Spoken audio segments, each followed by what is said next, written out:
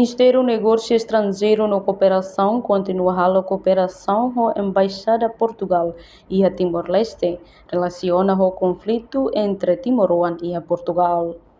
Ministro do Negócio Estrangeiro e Cooperação, MENEC, Bendito dos Santos Freitas, atou assunto, foi a Soromalo o Presidente da República José Ramos Horta e a Palácio Presidencial Baripite Dili.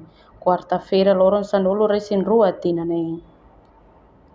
O governante Nehatete em relação ao problema que acontece em Portugal, to resulta Timor-One ida la convida, meneg la turno no, mas bem sempre halo cooperação com o embaixador Sira, encontro em Portugal a total matam ba jovem Timor-One Sira e a Portugal.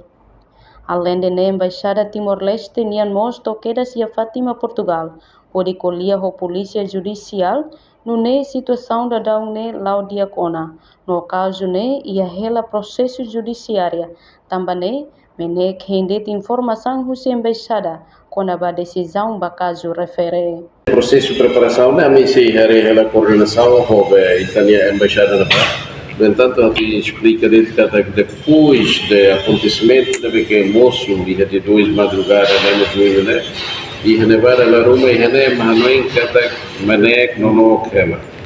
Mas pelo contrário, a minha coordenação diretamente queda no embaixadora a senhora Isabel Guterres, embaixadora timor-lestiniana Vácia Campesio Laura Nats, até mesmo embaixadora anterior, a senhora Marina Catiri Rota, a minha reunião, a together, a nossa tudo no jovem sirene. Depois nós serventolo Larina nota, a ver se a situação será acontecida.